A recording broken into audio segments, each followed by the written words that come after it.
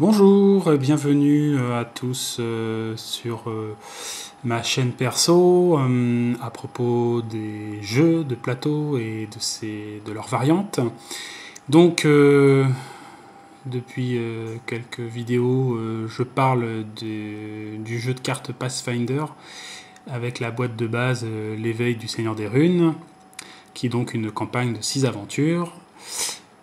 Pour résumer, on a fait un premier scénario tiré de la première aventure, Attaque sur Point de Sable, avec les règles proposées par le jeu, les règles officielles. Et donc je me propose de faire une partie cette fois-ci avec des règles maison, qui sont soit des créations personnelles, soit des inspirations ou des règles directement reprises sur les sites anglais, notamment dans des posts de Board Game Geek. Voilà.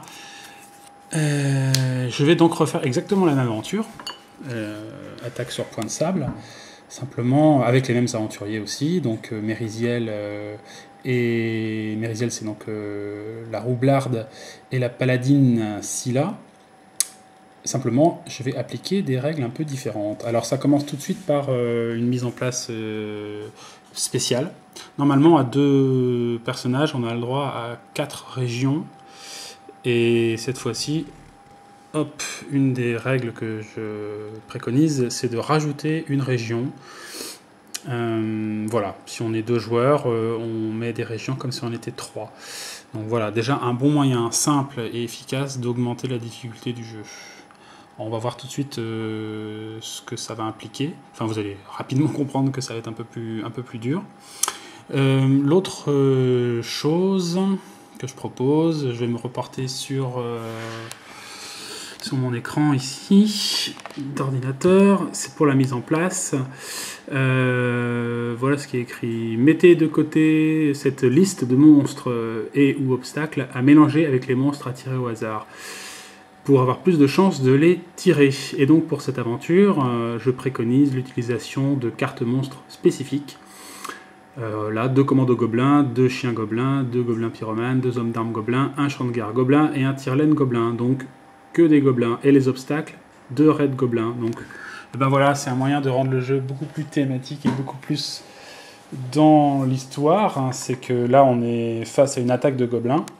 Donc la plupart des créatures, voire l'ensemble des créatures qu'on va rencontrer, vont être des gobelins. Voilà. Hop. Voilà donc une des choses qu'on va déjà commencer par faire. La mise en place avec nos gobelins, nos monstres gobelins. Autre chose aussi, alors ça c'est directement tiré d'un site anglais, donc un site anglais, toujours de Board Game Geek, hein. Donc là c'est un joueur qui s'appelle Byron Campbell qui propose des règles alternatives au scénario. Donc c'est pareil, c'est pour les différencier un peu, pour qu'ils soient tous un peu différents. Voilà. Alors là, voilà, j'ai un peu la liste des règles pour le scénario. Première règle, les pillards gobelins ont un allié au sein de Point de Sable, et lui seul sait où se trouve Volpépite. N'ajoutez pas le boss lors de l'installation des régions. Si besoin, utilisez un pillard gobelin supplémentaire. Après avoir vaincu Tsuto Keijitsu et après avoir essayé de fermer sa région, vous pourrez ajouter le boss à une région au hasard. Donc voilà déjà quelque chose qui change radicalement. Le chef gobelin est vraiment caché, c'est-à-dire qu'on ne peut pas le rencontrer tout de suite, il faut d'abord qu'on rencontre Tsuto Keijitsu, qui, pour rappel, est un des sbires du jeu. Je dois l'avoir par ici.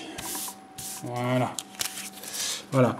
Pour pouvoir rencontrer Volpépite, il faut déjà affronter Tsuto Keijitsu.